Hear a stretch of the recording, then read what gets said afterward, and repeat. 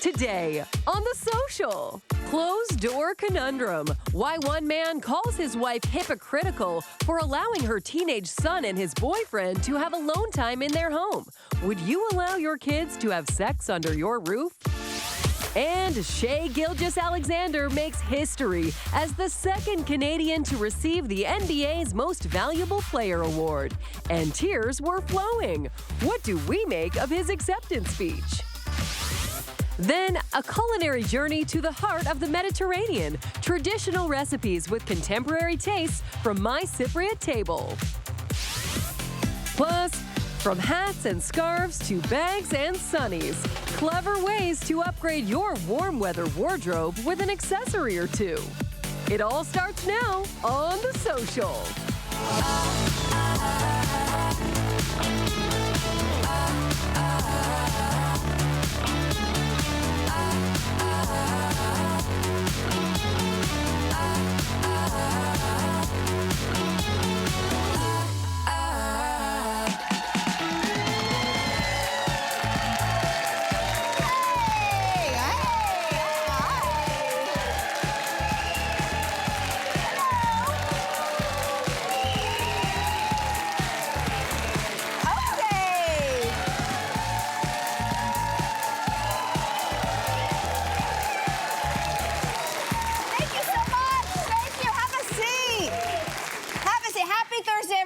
Feeling today? Yes, I didn't realize we missed the memo that blue is apparently predominant color here.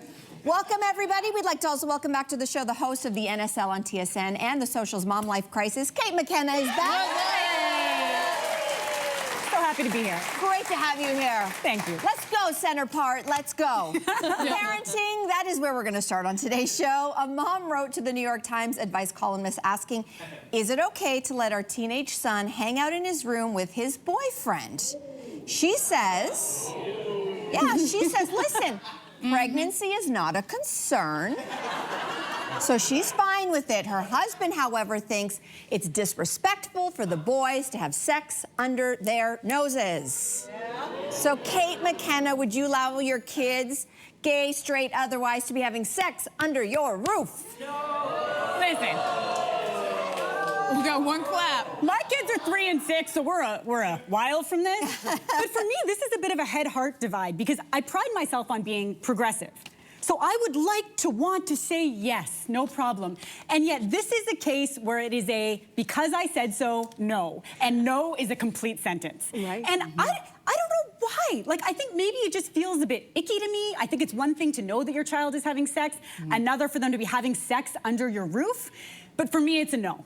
Yeah, okay, here's a question. Thank you, ma'am. If they want to do it. And one mother who's like, yes. Okay, so if they want to do it, we were all teenagers once. We're gonna do it. So the question is, where are we okay with them doing it? Oh. In my house when I'm not there. Yeah, like the good old days. Yes. Don't you remember the good old days where your parents were like, we're going out for dinner? You'd be like, great. How long do you think you're going to be? Or we're going to the cottage this weekend. You want to come? No, I've got homework. And you call your partner, you go, oh, my parents are out of town for the weekend, so come over. What happened to the good old days of sneaking your partner through the back door? Like, I don't know. Listen, I say not under my roof. I don't care if you're having sex in a van down by the river. You're not having sex while I'm at home and awake, and you're gonna pass me my teenager. Why? I'm curious why. Because I don't, listen, if I'm a parent, I know a lot of parents won't even have sex when their children are awake in the house. Right. A lot of parents are like, no, or they're doing it very quietly. But I'm gonna let my teenage son walk past me with his girlfriend and close a door. I don't care what the sexual orientation is. And then start having at it. I'm sorry, I'm not that progressive and it's not for me. Wait till I leave the house. Cynthia? Well, okay, so I'm a sex educator, and I think maybe people would assume that I'm completely like, yes, whatever anybody wants, but I actually am a little bit at odds. Like you, my son isn't as young, but it's not on the radar yet. And the thing is that a part of me feels like I want to be progressive, but the truth is that it's going to depend on so many factors. It's going to depend on what type of kid is my son growing up to be. And I think that everyone should use this. Is like, is your kid respectful? Is your kid, are they doing their own laundry? Are they, taking care care of things? And can you tell that they are a trustworthy, responsible person? In which case, if they have a steady partner and you like that partner, and you've had discussions with the parents, the partner's parents, maybe there's a world in which you can be like, okay, if they're sleeping over, as long as I don't hear you, because you don't want to hear me. The noise. How loud is that The noise. I'm just How loud? And I think the thing is that Mel, you and I were raised in a similar way where nobody talked about sex, and I obviously... My parents still think I'm a virgin. No, of course. And obviously, like, I don't want to raise my son in that environment where nobody talks about it. Immaculate conception. Sorry, immaculate conception. Sorry, yes. But I will say that I think there's a huge difference between, like, not talking about it and having a kind of shame around it, and having some rules and regulations, and knowing that your house, you can still make those rules. And also allowing kids to be a little bit uncomfortable. Like, trying to kind of, like, not give all of the barriers, leave them all open. In some ways, they do have to sort of, like, show that they're... Navigate, because that'll come up in regular life. You don't want them going into a hotel and being ridiculously loud necessarily. They have neighbors. So there's kinds of lines I like to be that. drawn You're there. basically saying, like, there's house rules for all kinds of things. Yes, that's right. Yeah, because I think, listen, maybe it's not, listen, my daughter's 11, so again, she's going to be mortified that I'm going to even talk about this on national television, so I'm sorry, Marqueza, this is the time you turn off the television, because I would like to think that I'm going to be very open and progressive. And why do I say that? Because I've been raising her with very open sex ed in my house since she was 18 months old. She could give you a TED Talk on everything from the pill and the condom and, you know, emergency C-sections. And my daughter is really progressive in her education. And the studies show, World Health Organization has shown this, many studies have shown that when kids get sex ed and they're more informed about sex, they actually initiate sexual activity later and they do it more safely. Yeah, that's what happened with me. So I'd like to think... That's what happened with me. Yeah. I got the sex talk at age 9. I think when it comes to house rules, I think that because we're raising a decent human being, that's going to also extend to her sexual behavior. She's not going to be having a romp when I'm trying to, like, meditate. Yeah. So Well, I you think, don't- you know, Would you be okay with it? Like, listen, it sounds like Marqueza knows more about sex than I do. Like, I'm not gonna lie. But would you be okay with her having sex in your home, even though she knows everything there is to know While about sex in you're a at home. really I think while I'm at home, positive I way? think it's about respect. I don't mow the lawn at 6:30 because it's disrespectful to my neighbors. Just like I wouldn't have sex with my husband when she's there and have her hear it. That has to go both ways. And it becomes age, it becomes respect, all the things you've all said. So I would like to say she's 11. Talk to me in 3 or 4 or 5 years. I might have a different take. But I'd like to believe that I'm setting her up for success, to be respectful, period. Yeah. Sex Yeah. life and Yeah. otherwise. Yeah. You know what else is interesting, though? Like, is sex ever pleasurable when your parents or your partner's parents can hear you? Like, I'm an adult and I still don't want to have sex my parents or in-laws There are also home. people who don't care. There are people who don't mind other people being in the house. And you don't know that. Here's the deal. You just don't know until you're in the situation. My lovely cousin, her daughter's older now, but when she was 15, she had a boyfriend. And she gave her daughter all the information about sex. She gave her son condoms. She was very open. But when she met that first boyfriend that her daughter had, and she could see he was way more sexually advanced, it changed the whole situation. And it's like you don't know how you're going to feel about it until it's actually at your door. And her were at odds with each other because she was saying, listen, Mom, my girlfriend's boyfriends are allowed to sleep over at their house. And my cousin was like, I don't care what happens at their house. You're not doing that here. So I think it just depends on the situation, and you don't know what you're gonna do until it's there. Sneak in, like, just go in the back. Wait till they're gone. Do us all a favor. So, keeping with the home, are separate bathroom sinks essential to a happy marriage? A writer for the New York Post says 2 sinks can stop your relationship from actually going down the drain. So do we agree? Well done, man. I mean, written that way. Yes. I would like to say that happily ever after begins with separate sinks. Wow. And listen, if you can swing it, this is not an option for everybody, but if you can swing a separate sink, if you can swing a separate closet, if you can swing separate bedrooms. If you can swing. If you can swing. Listen, there's things that, you know, we get so enmeshed in our lives with our partners, and there's like certain little things that I like to keep for myself, and I don't want to see your spit in my sink. I don't want to see, I have a very special... It's the hairs, it's the little hairs. Oh, all the shaving things. hairs, oh. I'd so like happy to right keep now. my mirror really clean, and there's always spit on the mirror. Here's the thing. I think if you can swing it, if you have a ritual that brings you peace of mind and calmness, and that equals separate sinks, I'm in good company. This was Michelle Obama and Barack Obama's key to their marriage, so if it works for them, it works for me. What about you guys? I just love the simplicity of this headline, that this is the ultimate marriage saver, because if that were the case, there would be way more sinks sold and way fewer divorces. Yeah. Like, if that was it. It's true. I think for me, the solve would be, I'd go even further. I'd go separate bathrooms, or I'd go even like a semi-detached living situation. Yeah. I can see that. You already know how, listen, growing up in my household, my dad had his own separate bathroom because it was closer to his closet. And with 3 women, he wouldn't have had a chance if we had to, separate sinks was not gonna save my dad. So I grew up with that and it was perfect. And now that I'm on my own and I've been on my own for a while, I actually would go further than a separate sink. If you could stay at your house and I could stay at mine. I like that. I think that makes sense. That is actually the perfect situation for me at this point. It's like, don't even worry about the spit on the mirror. You're not even gonna see my bathroom. But yeah, that's for me. What do you think? Relationship expert? Oh, I know. Kwame's been rapping us. Oh, I'm listening to Kwame. He is rapping us. Is that what that means? Yeah. Oh, okay, gotcha. Do you have separate sinks? Yes. Yes, and this is why he's a very, Look at how happy he is. Happy man. All right, that's what this means. Wrap it up because it's time for a break. And then should you retire early if your colleagues are facing layoffs? Okay, this is an ethical dilemma. We're going to see where we all land after the break.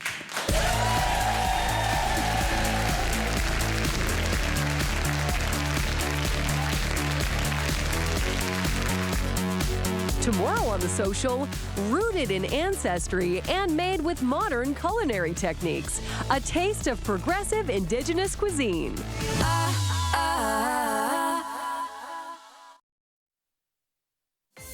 Next week on The Social, actor and comedian Jack Ananen sits down to talk awkward transitions, hilarious missteps, and Adults, the new coming-of-age series.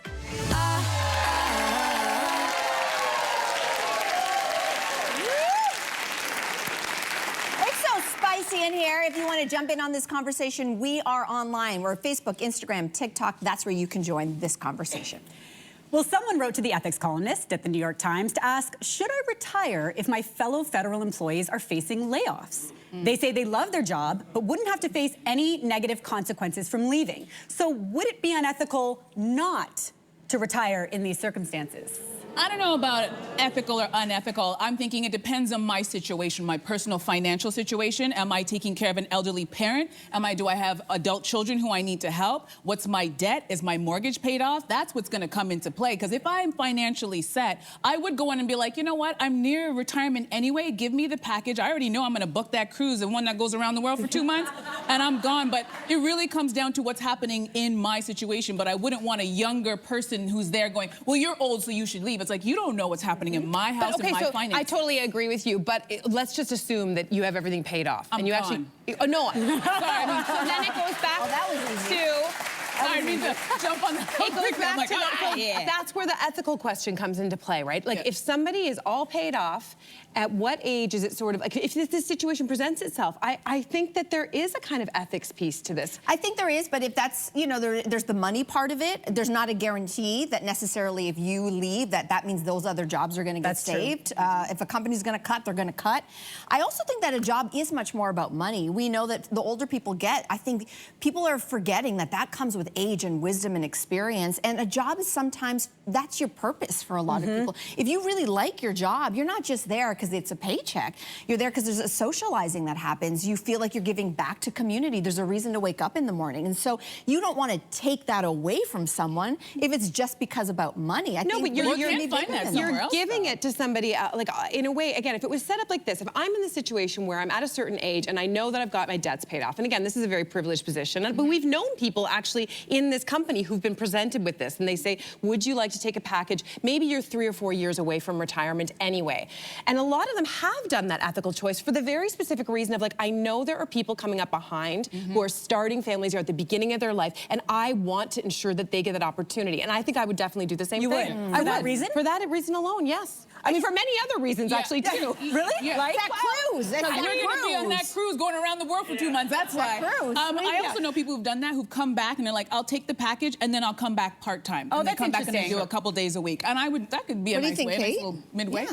I think for me, what's interesting is that corporations are known for treating people like numbers. And so now all of a sudden, individuals are supposed to act with a heart. You know what I mean? Like, if we haven't been treated like a human being, why are we then supposed to keep other people in mind, right? Like, and I do think, I think about how many Canadians, it's a tough time to afford life right now, and I think of how many Canadians in different industries might be in this position, and I do think the financial component here is worth noting because it is a different situation, as you pointed out, depending on your finances.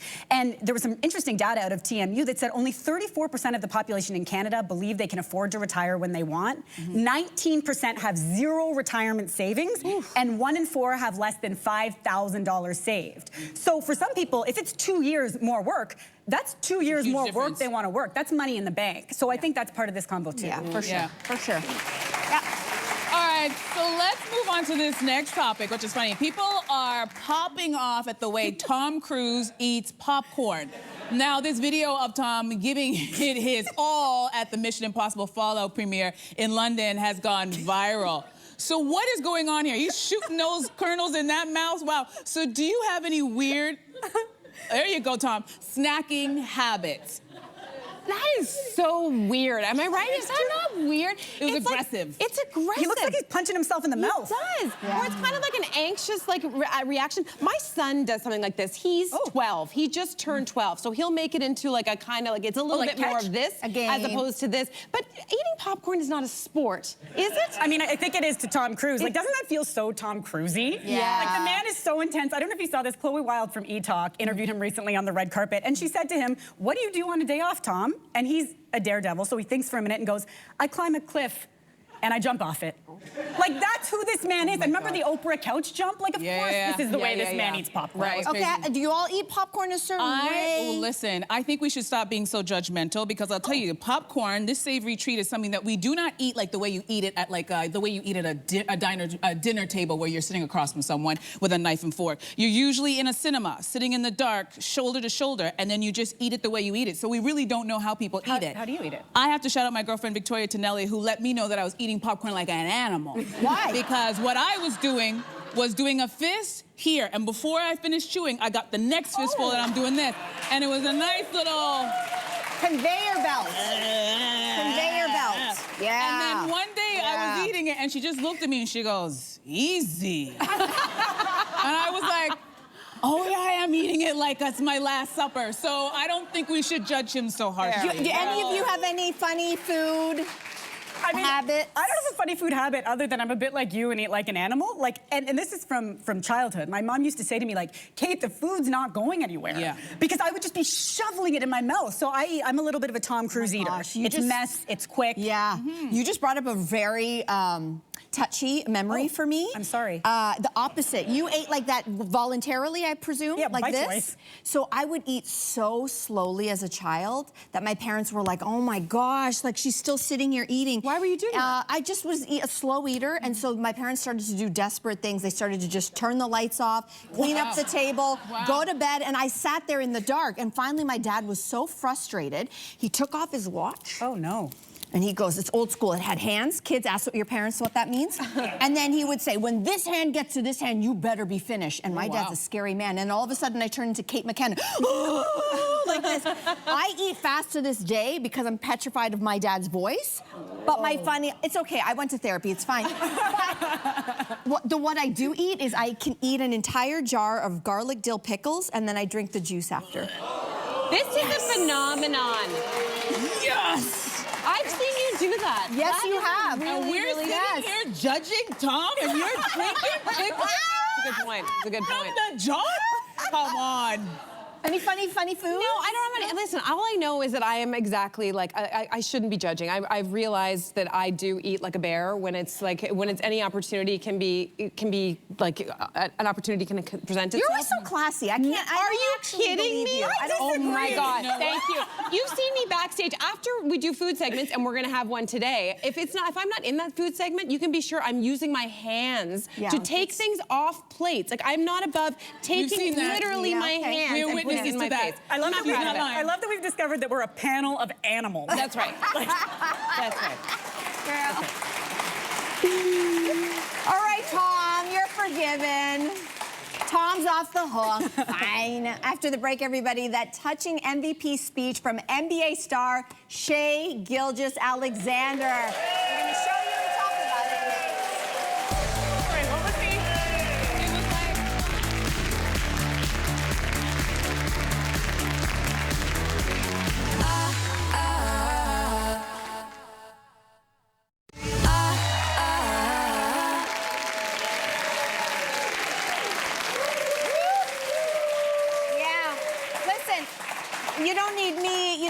tell you, it's a great time to be Canadian. And Oklahoma City Thunder star... Oklahoma star Shai Gilgeous-Alexander, he made history yesterday. He is now only the second Canadian ever to receive the NBA's Most Valuable Player Award. That's awesome. Well, when he was talking about it, he tearfully thanked his wife, Haley, for making him the man that he is today. Take a look. And then, the one and only Haley Summers.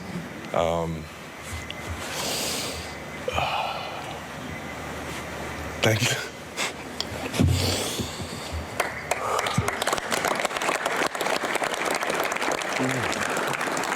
Sorry, I'm so dramatic.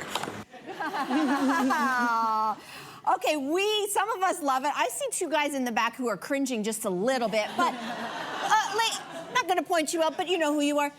What do you make of the speech? Listen, the speech felt on brand for him. He is a man who is known to love the women in his life, including his wife and his mom, who maintains to this day that she is the better athlete in the family. And listen, she represented Antigua and Barbuda at the '92 Olympics in track. So he comes by his athletic talents. He comes by them naturally. But listen, this is a man that all Canadians should know. Everybody knows the first man to win NBA MVP for Canada, Steve Nash. Everyone should know Shai Gilgeous-Alexander's name. This is a guy who is proud to be Canadian. Still, many NBA players in the offseason stay in the big American markets to train. This guy comes back to Hamilton, Ontario to train with his high school friends and people in the area every single summer. He's known as the connector, so he really prides himself on getting the top basketball talent in Canada to represent our country at the national level. And as soon as he was named NBA MVP, what did he do? He bought all of his teammates Rolexes, and they were so excited. He's such a team player. I'm so happy for him. No, listen, those are all wonderful things. I'm glad you pointed that out, but I'm going to be a little selfish. I want to speak to my future husband right now. If when you talk about me, it's not that, I don't want it. What the way he's like, I can't right now. I'm so dramatic. I'm like, that's right, baby. Tell him how much you love me. I love that. I love that for his wife. I love that there's an example that you could just throw a tape at him. There it is. There you go. Yeah. You know what I love about this is, you know, first of all, I just love seeing a top-tier athlete being this vulnerable and emotional. I think that's really powerful for him. I think it's powerful for everybody to see. Yes. Because you can be all things, right? Masculinity is many things, and it's that. So I love that for him. And also it reminds me that when you take a look at huge franchises, when we talk about the Raptors, for example, Masai Ujiri always said when he was putting together the team and when he came on as GM and president, he said, family first. Because when the players have their family close by, they are actually better players. They are better men, and they are better players. So there's a famous Raptors family room, and it's where the kids hang. It is where the wives and girlfriends are. There's going to be care there. There's going to be food there. And then this was a picture from Norman Powell when he was part of the team during the 2020 pandemic season. Remember, they all shipped off to Florida? So when all the players got to Florida to their hotel, they were going to be in a bubble. What did the team do? They set up every single player's room with pictures of their family. And they said, this is the way to get the guys through this really hard time. And the guys have all said on the team, this is what makes this team different. And it shows on the court, so we love it. It matters. Love it. I know he said in that clip, he's like, I'm just so dramatic. And that may or may not be true. I don't know this guy. But I also feel like he's just tired. What do you mean? This man has just been doing this incredible basketball season. And he has, if you looked, there was a cutaway shot of his wife, and he has a child who's like a baby. Okay? And I don't know. He's tired. We've all been. Is he tired or is she tired? Oh, I bet you he's tired too. I bet you he's tired. And I just remember when Jason and I were in that beginning stages of like when Jaya was born, we would just look at each other and start crying. Because and I think we need to normalize that. The man is tired. No, I love it. Don't write yourself out as being dramatic. It's okay. And listen, Mel, you brought up him being a man of many talents and how you love that, like a man can be many things. This man is a fashion icon. Oh, He's a Canadian who has stepped out at the Met Gala. So this is a man you should know his name for many reasons, both on the court and off. It's almost like he could have been a model instead of a basketball player. Oh my gosh. Andrea, is this what your future husband's going to also dress like? I'll take it. Yeah. As long as he has his own bathroom. That's right. I'm good. Right. It's all there. Up next, everybody, gorgeous, gorgeous recipes from the new cookbook, My Cypriot Table. That's next. We'll be right back. Yes. The popcorn. Yeah.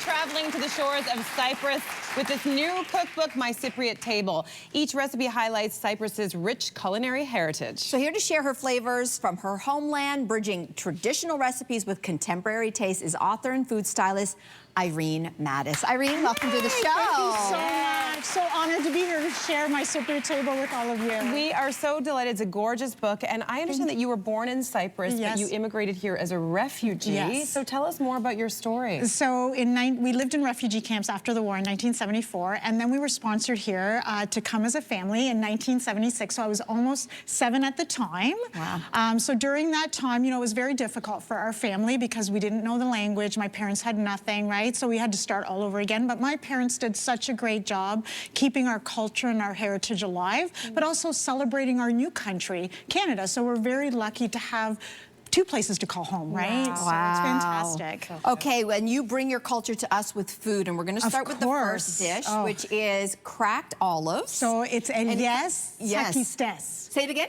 Elias Tsakistes. Elias is olives. Yes, that. And Tsakistes means cracked. Okay. Okay, so you have a very personal story about the olives. Can you tell us about it? Yes. So the olives is the love story that brought my mom and dad together. So my grandfather Christopher, which was my dad's dad, he owned olive orchards in northern Cyprus and produced olives and olive oil for Cyprus. Well, my mom's parents owned a market, and they used to send olives to my mom's market, my mom's parents' market. So my mom was working there, and a friend saw her and said, "Oh my gosh, she's beautiful," and there we are. So the love story, the olives, is why we're all here today, and why My Cypriot Table is here as well. It's beautiful. So did you make these with store-bought olives? I did, and now they actually, in the international section, you can find them already cracked. Oh my God. So they come in a jar in a brine, and they're already cracked. But if they're not cracked, it's easy to do them. You just take a pestle and mortar, put them in, and give it a good, and that's it. Okay, so you mean that you take the ones with the... Without crack. Like, okay, with the pits in them? Yeah, just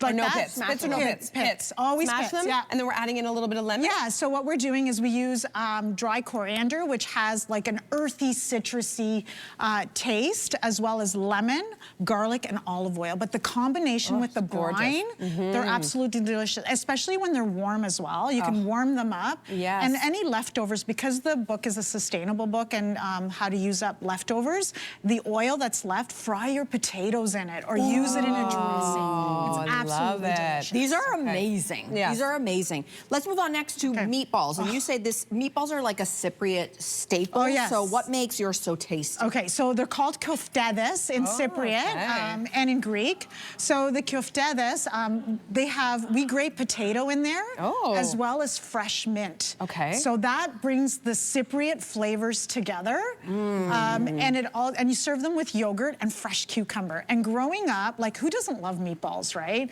So, and because Cyprus is surrounded by the Mediterranean Sea, beach days are every day for us Cypriots, and the next day, even cold, my mom would pack them up for the beach, and they would be our beach snack. These are delicious. I also grew up on meatballs. They were Italian meatballs, and my mom also, like these ones, incorporated bread. So talk about what role that plays. So the bread actually brings moisture to them, right? Because you soak it up with milk as well. So any type of bread, if you soak it up and put it in, it gives a most moist meatball. That's so delicious. I feel like anyone who's ever gone to a Greek restaurant will be familiar with this next dish, which is spanakopita. Yeah, and it's actually pronounced spanakopita. Spanakopita. Spanakopita, opa, right? So, very good. So the Greek version uses feta, but this one uses a different cheese. Yes, what is that? Well, audience likes this one, Irene. Yeah, they do. So I add feta as well and some ricotta, but the national cheese of Cyprus is the halloumi. And that is a very special cheese. And in 2021, the Cypriots won the PDO. So the EU gave the PDO, so the protected designation of origin, origin for the halloumi cheese, which means halloumi cheese is Cyprus. So you really need to buy cheese, the halloumi cheese that's from Cyprus. Okay, listen.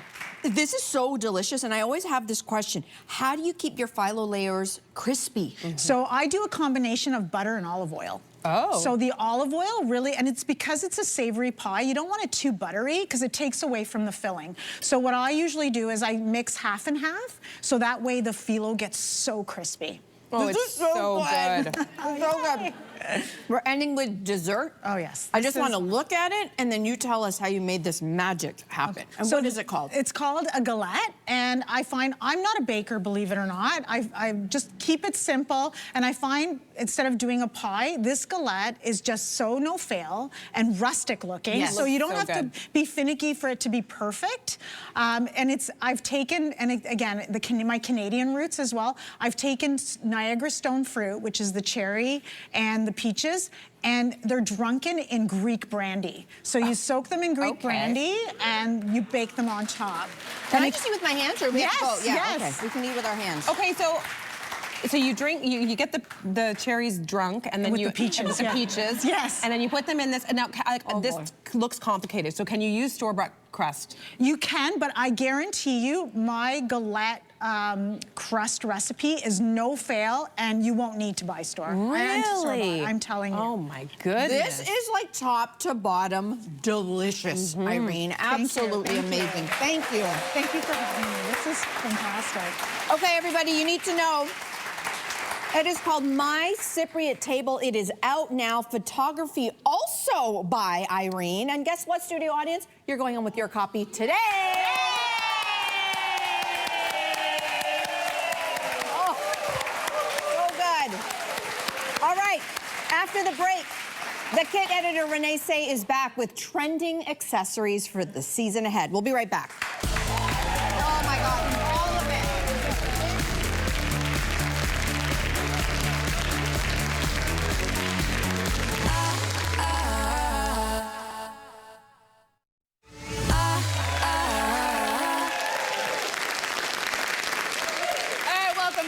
Summer on the horizon. It's time to bring those warm weather staples back into rotation. And the easiest way to give them an upgrade, just add a new accessory or two. Well, our next guest is going to take us through some of the hottest accessories for the balmy days ahead. Please welcome the kit's shopping editor, Renee Say. Hey! Good to have you here, Renee. We're so happy that you're here. And listen, let's jump right in. You know, what is a summer wardrobe without a great hat? Agreed. So tell us what's trending here. Agreed. So I'm going to start off with the baseball hat. I feel like lately baseball hats are not just for your like athletic wear. You know, you can dress it up. You can wear it with your casual wear as well. So I brought a few options. These ones are from Roots. I've been seeing a lot of like logos have been a little bit more minimalist, more subtle. So you can still rep your favorite brands, but it also has a bit of a nostalgic take. So these ones are from Roots. And then I also brought some Uniqlo options. So a little bit much more minimalist. Yeah. Great like neutral colors. This is Uniqlo too, right? This is also Uniqlo. This is with their Keith Haring. That's a good color on you. It's such a great color. They also have UV protection. Yeah. So it's an added layer of sun protection, which I love. And yeah, so that's great for like also for running as well. And then I also love a cheeky phrase. I love a cute emoji on my hats. And these are from Indigo from their book club collection. And I think it just adds a bit of personality to your style. I love that. Doing it for the plot. Yeah, that's cute. That's cute. Talk to us about the other hats. Yes, so sun hats. I feel like these sun hats are like, it's so like summer. Oh. Andrea, it's made for you. Don't that seem so mysterious? Who's that woman in the visor, baby? This is when the rich lady takes her kind, poor neighbor on vacation. Yeah. Amazing. This is cute. From Simon's, and it kind of gives out that coastal grandma vibe, of course. Yeah. In a chic way. You call me grandma? Oh my goodness. Renee. I thought we were friends, Renee. Okay, her granddaughter. And her granddaughter. So you know what? This segment is over. Wrap it up. Chic coastal. Yeah, clean it up. That's smarter. Like, we can edit that. We can cut that. Yes. Chic coastal vibes. And these are from Simon's, and it keeps your head cool, and you're so chic. Oh, you're so. Keep going, Renee. All right, she's trying to dig her way out. You know what? Let me help you, darling. Let me put the old grandma hat back down. And let's move on to another accessory that is so great, which we're talking about, scarves. We are. And I feel like out of all the accessories I brought, this is the most versatile piece, especially when summer comes along. I feel like everyone loves to have fun, loves to wear it in their hair. I love to wear it. How do you wear it? So I love to, so this one's from Indigo. The ones that they're carrying are from Silk Laundry. It's a Montreal-based Canadian brand. And they're known for the silk pieces. So I love doing it in my hair as well. I like to like this. Oh. So Is this trendy and cool? Very now trendy. we're grandma. Okay, Yes. but guys, but Bella Hadid, you know, you've seen Bella Hadid and she rocks this look. So a lot of it girls, a lot of models have rocked it. This is the way Bella wears it. Yes. Elle Fanning has also recently at the Cannes, just yesterday, she also wore it. That's in a very the chic way. way. Oh, that's the way. We got it a little bit wrong. But you can also wear it around your neck. I also you've been seeing a lot of that neckerchiefs. also looks cuter. Very chic. Looks very cute. Or some people love to do it as a belt, so you know, Oh, it just that's very adds a bit of versatile. nice layer to it as well. That's cute, Renee. So I've I like also that seen Alexa Chung also do that too. Okay, we like that. So Let's keep these on. versatile. Are you guys gonna keep it? A little Will bit. you call me grandma? Love So it. we're sticking with it. All right. So next up, That is not what I said. next up we have sunglasses. This is another Yes. way to add an accessory to your Exactly. wardrobe. I'm Talk to gonna us love about this. these ones. Ooh, I want you If you want to add a statement look, I love tinted shades. It's such a big moment. Who are we? Look at Look at us. so Andrew's wearing look tinted like ladies? shades. Oh. These are from Bon Look. I love the aviator styles. They're really cool. They have a lot of affordable, but you don't have affordable options without compromising style. These ones are from McGuire, and I love that McGuire is from Montreal. Yeah, try these All right, ones on. once I get my... Your babushkas on? Hold on. Yeah. Okay. Hold on, I gotta Renee, fix the headscarf for me. Here we go. I gotta really, thank you. Okay. I'll just you. look at it. Yeah, I like you're beautiful. it. You're beautiful. So these are from McGuire, and I love how they're monochromatic as well, and they're made with recycled plastic, which is lovely. So these ones are there, and those are really These ones good are on cute, you. right? You guys like these ones are cute. I should keep these ones? Okay. Yeah. Grandma will keep these ones. I am Okay. never gonna live that one no, down, I'm Renee. not. Okay, I'm gonna move on. So if you want a really on-trend style, oval shapes are coming back. Really retro's 90s feel. These are from Reformation, and they just recently collaborated with a French brand called Jimmy Fairly, and they just launched last week. Lots of vintage-inspired options there. Also, Bon Look, great ones over here as well. Another option. They're a Canadian brand, and you could also swap them in for prescription lenses if that's what you need. And then a new cat eye from Jenny Bird. So Jenny Bird is a Canadian jewelry brand, but they also make sunglasses, and I love that they're made of biodegradable acetate and also recycled steel. So great options there. And I just love that they're the cat eye look, but it's a bit squared off, so it's a bit of a modern twist modern take on this classic. Now, can a look. grandma wear that? I'm playing. Listen, she mentioned prescription glasses just for you. I know. Okay, My listen, we have progressive. more accessories Yes, to cover let's over move here. on. So come with us. Come with us. What do we Now- have up next? Yeah, we're gonna start Okay. with jewelry, right? Yes. Do I see some pearls here? Yes, so pearls I feel like are always a thing. We're going I feel- full grandma today, Renee. I know. I was gonna avoid that, but these are not your grandma's pearls. Just wanted to say. Okay, good. They're an elevated take. They're a lot more fun. I feel like they're getting really fun with silhouettes and shapes. So these ones at the top are from Aldo. So you can see how there's bow shapes, there's flowers. It's really sweet.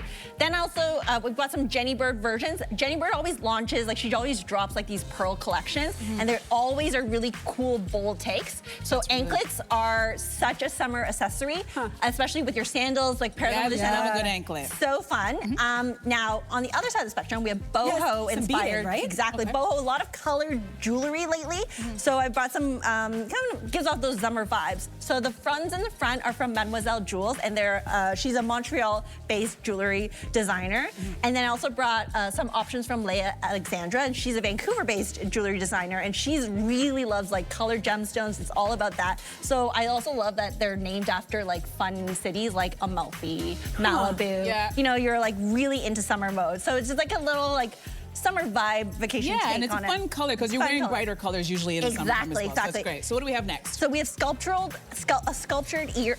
earrings are a big take. It's a really easy way to like elevate your look. I'm wearing a style here by Jenny Bird. Oh, those are cute. Yeah. But these are from, the ones at the front are Dean Davidson, a Toronto-based jewelry designer. I know Andrea loves him. You know I love Dean. And I love that these are like a nice take, a cool take on the gold hoops. So that's great. That's a great option. These ones are from Majuri. I love their exaggerated puffy styles. Again, it just elevates your like summer uniform. You know what else is cool about these too? Is like I'm someone who doesn't wear much jewelry, but if you wear a white tee, jeans, and these, it elevates instantly.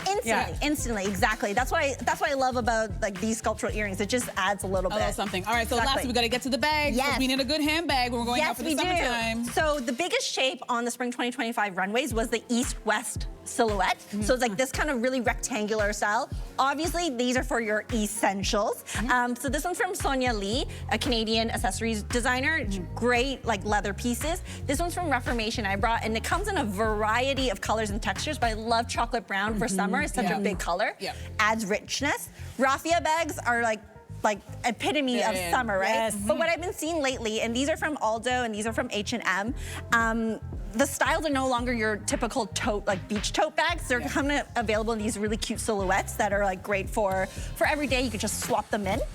And then last but not least, I feel like bag charms. Like I think everyone's been seeing it everywhere. It's such a great way to add personality to your bags. So I brought a few from Coach. Coach for fall 2024, it made a huge splash. They just basically paired it with their bean-up leather bags, and I think it just really refreshes a bag. You could, if you want, you could add that to there. And I also brought a few from Roots, you know, with a little bit of Canadiana kind of feel, but it refreshes an old bag, and I think it's really sweet. Cute. Without buying a whole new bag, Listen, right? Grandma just got really hip. Look at that. Yes, so good. She is a queen. I found your summer look. Good. So good. Thank you. Renee, this was amazing. Thank you so much. Thank you. Great job, Grandma. Now listen, if you missed anything, don't worry. Just head to our YouTube channel after the show for a recap. We'll be right back. That was great. I know.